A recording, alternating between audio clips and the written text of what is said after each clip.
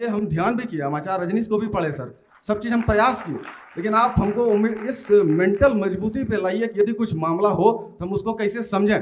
जैसे कि आज आप हम मौजूद हैं आपके सामने सर, आप बड़े शिक्षक के तौर पे आज देश में आए, हो सकता है कल हम आप नहीं मिल पाए और हम अटेम्प्ट देंगे 24 में, हो सकता है फेल कर जाए, कोई बड़ी इश्यू नहीं है। हमारी तुम्हारी मुलाकात लोकसभा में होगी। तुम इतने बढ़िया स्पीकर हो, तुमको हम चुनाव लड़ाएंगे, तुम टेंशन काहे ले रहे हो। एक मिनट मैं बताता हूँ तुम्हें।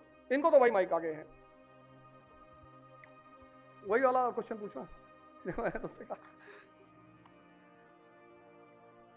एक्चुअली मैं एक बार सेमिनार ले रहा था बनारस में, तो एक साहब ने हमसे कहा कि तुम लड़कों को पैसा दे के और क्वेश्चन लिख के बैठाते हो। हमने कहा हाँ यार ये बात तो सही, पर तुमको पता कैसे चली? जितने इल्जाम मेरे ऊपर लगते हैं वो सब सही हैं। ना तो मुझे किसी को डिफेंड करना है, ना मुझे किसी को जवाब देना है, और वही तुम भी करो। अपना दिमाग किसी पे मत लगाओ। जब तुम आगे बढ़ोगे तुम पे हमला होंगे, वो नियम है। ग्रोथ और चैलेंज पैरेलल चलते हैं। ज्यादा पढ़ने लगोगे लोग मजाक उड़ाने लगेंगे, नहीं पढ़ोगे लोग मजाक उड़ाने लगेंगे। तुम कुछ अच्छा करके तो देखो। तो जब लोग बहुत अच्छा करने लगते हैं तो उनको बहुत बेचैनी होती है कि लोग हमको क्यों परेशान कर रहे हैं। मजा लेने के लिए लोग चेक करते हैं कि ग्रुप 8 एलिमेंट हो कि हाइड्रोजन हो ग्रुप 1 एलिमेंट, तो तुम्हें साबित करना पड़ता है। चलो बताओ नाम सर। सर मेरा नाम सत्यम है, मैं एक मेडिकल ग्रेजुएट हूँ। बेसिकली इसी साल मेरा रजिस्ट्रेशन हुआ था मई में, और मैंने सॉरी सर मार्च में, और इस बार मैं 28 मई को प्रीलिम्स दिया था और 72 नंबर्स पे मैं पहुंच गया सर, जो पेपर 1 है नेगेटिव करने के बाद। पहली बार में? Yes sir. बहुत अच्छा यार, बहुत बढ़िया। तो सर कुल मिला के हुआ, जब हम ग्रेजुएशन पास आउट हो गए और चूंकि हमको घूमने का बहुत आदत था, हम इस शहर में घूमे तो करीब करीब पता चला कि सर परिवर्तन संभव है और किया जा सकता है। और जब हम इंटर्नशिप करना प्रारंभ किए तो इनिशियली देखे कि सर जो भी इलाज के लिए हमारे यहाँ आते हैं किसी को सीधा कैंसर नहीं होता, बेसिक बीमारी एनीमिया 53% महिलाओं को करना क्या है, आयरन टेबलेट देना है। मतलब बेसिकली इंप्लीमेंटेशन और पॉलिसी, इस पे खेल बहुत चीज़ बना जा सकता है। इवन जो प्रोग्राम्स है जो गवर्नमेंट लॉन्च करके दे रही है, हेल्थ केयर प्रोग्राम्स, इवन इस बार अभी क्वेश्चन आया था एनीमिया मुक्त भारत को लेकर के, डिस्पाइट इतना पैसा बर्बाद होता है सरकार का, कुछ वैक्सीन बर्बादें होती है, लेकिन क्योंकि प्रिवेंशन हम कर पाएँ एक भी लोग को तो जान बचाया जा सकता है। और इंडिया उस हालत में अभी भी नहीं है कि हम इतना पैसा लगा पाएँ इलाज के लिए, तो हम प्रिवेंशन पे काम करना चाहते हैं सर। हम चीज़ समझे, और इंडियन एक्सप्रेस चूँकि आपका हम देखे और मैं आपको फॉलो बहुत टाइम से करता हूँ सर, और मैं आज 30 किलोमीटर से आया हूँ सुबह ही सर। अरे क्या बात है। और एक लाइन आपका हमें याद रहा सर, मैं कोई बहुत सक्सेस नहीं किया, और हमारे पिताजी से एक बात का द्वंद्व रहता था कि हमारे पिताजी हैं अफसर हैं अधिकारी हैं, तो हमें लगता था कि यदि हम उस जगह पे बैठ गए तो हमारे दोस्त के पिताजी करोड़ों बना लिए, तो हमें लगता था कि यार हमारे पिताजी इस तरीका क्यों नहीं करते। तो जैसे तैसे करके, लेकिन आपका मैं जब पढ़ा समझा तो आप एक चीज़ बढ़िया कर गए सर। हमें थोड़ा डिप्रेस था अपने मूड को लेकर के, क्योंकि पैदल घूमना, और एक हो जाता है कि जब पास कर तुमको थोड़ा आराम मिलना चाहिए ऐसे, मतलब कि अब हम भाई धूला में नहीं चलेंगे, कम से कम ना तो ओला हो जाए, कुछ ऐसा व्यवस्था हो जाए कि आराम कम से कम लगे। फिर भी लेकिन वीडियो बोले कि sir prosperity can't survive with weakness. Correct. Weakness के साथ कभी ये सर्वाइव नहीं कर पाएगा, यदि प्रॉस्पेरिटी चाहिए।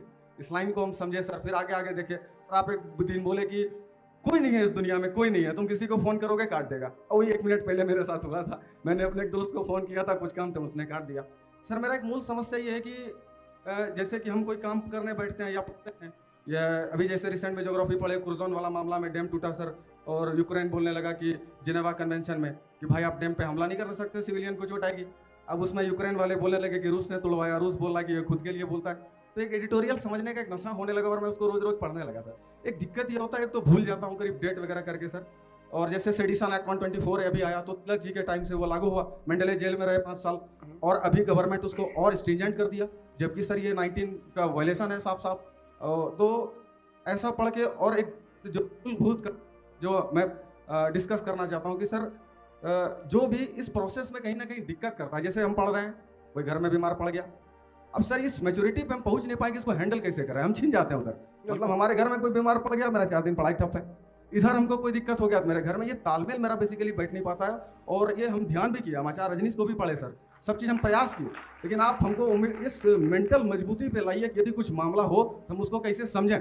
जैसे कि आज आप हम मौजूद हैं आपके सामने सर, आप बड़े शिक्षक के तौर पे आज देश में आए, हो सकता है कल हम आप नहीं मिल पाए और हम अटेम्प्ट देंगे 24 में, हो सकता है फेल कर जाए, कोई बड़ी इश्यू नहीं है। हमारी तुम्हारी मुलाकात लोकसभा में होगी। तुम इतने बढ़िया स्पीकर हो, तुमको हम चुनाव लड़ाएंगे, तुम टेंशन काहे ले रहे हो? एक मिनट माइक दो, मैं तुम्हारी बात करता हूं। बड़ी अच्छी बात इन्होंने कही, बहुत प्यारी बात इन्होंने कही। ये लगभग लगभग हम सबकी समस्या, कोई इनकी अकेले की समस्या नहीं, ये समस्या हम सबकी, कि जीवन और कंपटीशन सब साथ में चलता है।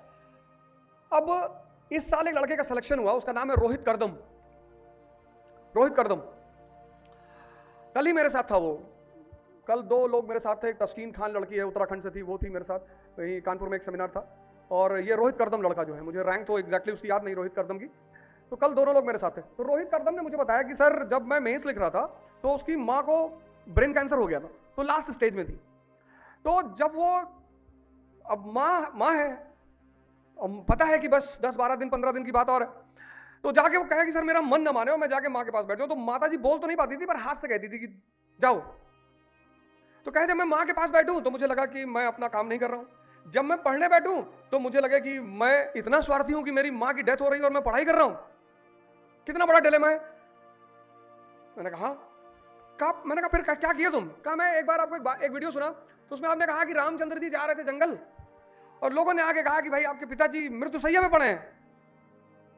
तो राम तो भगवान थे ना, चाहते तो अपने पिताजी को बचा लेते।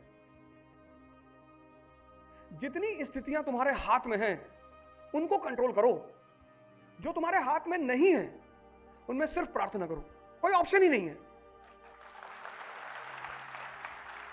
जितनी स्थितियां तुम्हारे हाथ में हैं, हाथ में, कोई यार तुमसे कहा भैया हमको कुत्ता काट लिया, तुमको लगता है यार उसको मैं इंजेक्शन लगवा सकता हूं, उसको लगवा दो। कोई कह रहा भैया हमारे पास मकान नहीं है, कोई मकान बनवा देता, कहो मैं तुम्हारे लिए प्रार्थना करूंगा, तुम चिंता मत करो।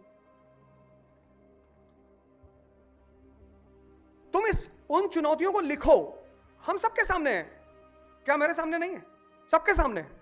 यही तो जीवन है। जीवन में सिर्फ एक आदमी है जिसके पास चुनौती नहीं, कम है, वो है चपरासी। सीजीएम का चपरासी, डीएम का चपरासी, एसएसपी का चपरासी, बाहर बैठा हुआ है मस्ती से, जो भी मिलने आता वो उसको भी राम राम कहता कि और बाबूजी बढ़िया बढ़िया, हाँ है, हाँ है, बैडमिंटन खेलने का, बैठो, 500 रुपये दिए। कहा नहीं बुलाते हैं, अभी तो बैडमिंटन खेल चुके हैं। उसको कोई चिंता नहीं, क्योंकि कोई जिम्मेदारी नहीं है। चिंता किसके पास है? जिसके पास जिम्मेदारी है, जिसके पास जिम्मेदारी। इसलिए तुम हायरार्की में, सर्विसेज में देखो, जितनी प्रधानमंत्री, उसके सामने कितनी चुनौती है।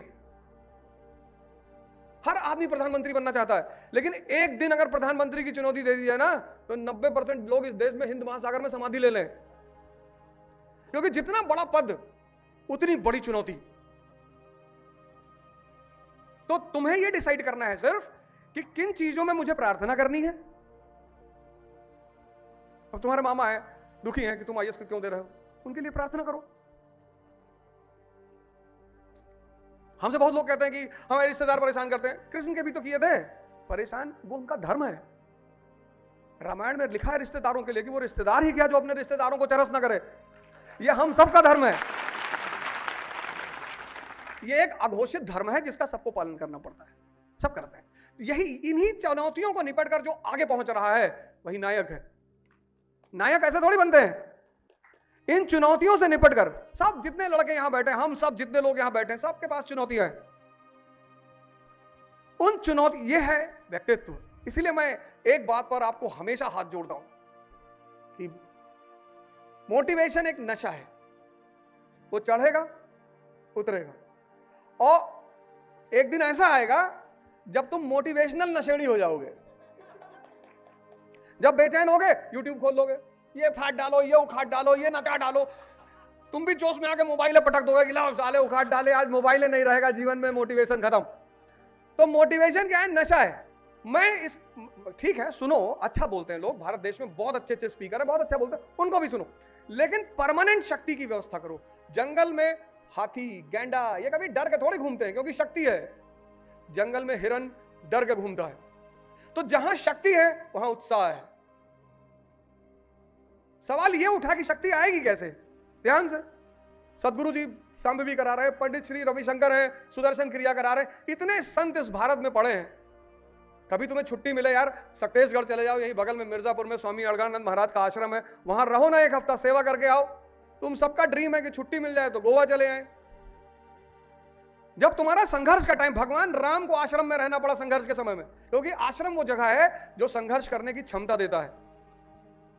इसीलिए तो भारत प्रसिद्ध है आश्रम व्यवस्था के लिए। ध्यान करोगे दिमाग मजबूत हो जाएगा, योग करोगे शरीर मजबूत हो जाएगा, और जब शरीर और दिमाग मजबूत हो गया उत्साह पैदा हो जाएगा। ये करना है, ठीक। तो तुम लोगों को जब भी मौका मिले, मतलब ये हाथ जोड़कर सब लोगों से निवेदन है कि आपको लोगों को जब भी मौका मिले, कोयंबटूर में सदगुरु का आश्रम है, यहाँ छत्तीसगढ़ में है, बरचर में है। भारत तो आश्रमों का ही देश है ना, और वहां जाइए, किसी का बेटा बन के मत जाइए। मेरे पापा डीजीपी है, डीजीपी सब संत महात्माओं की जगह मारते रात में डंडा 3 बजे उठा के। और छत्तीसगढ़ में तो महाराज जी सुनते ही नहीं किसी की। वहां तो 3 बजे जो सोता हुआ मिल गया, ऑपरेशन तुरंत चालू कि मारो इसको पटक के। तो तुम 21 दिन अगर किसी विपासना मैं बार बार जिस सेमिनार में जाता हूं कहता हूं यार एक बार तो कम से कम जाओ, विपासना करके आओ, अपने मन को देखो। तुमको दिन भर बेवकूफ बनाता है, 4 बजे का अलार्म लगवाता है, सुबह 9 बजे उठाता है तुमको, फिर कहता है आज 14 घंटा पढ़ेंगे, फिर पता चला 1 घंटे बाद ले गया हजरतगंज चौराहा, 13 घंटे बाद वापस लाया, फिर रात में 11 बजे जलील कर रहा है कि तुम कुछ कर ही नहीं पाते हो, तुम आदमी ही ठीक नहीं हो। फिर अब उस जलालत को तुम कहां निकालोगे? तो पापा को फोन कर दोगे कि कहे थे 500 रुपया भिजवा देना, टेस्ट सीरीज चल रही है, तुम पैसा नहीं भेज रहे हो, ऐसे थोड़ा निकलता एग्जामिनेशन। तुम वो गुस्सा पापा पे निकाल दिए, पापा गली में कुत्ते को 2 डंडा मार दिए, ऐसे चेन रिएक्शन चलता रहता। हर आदमी एक दूसरे पे अपनी फ्रस्ट्रेशन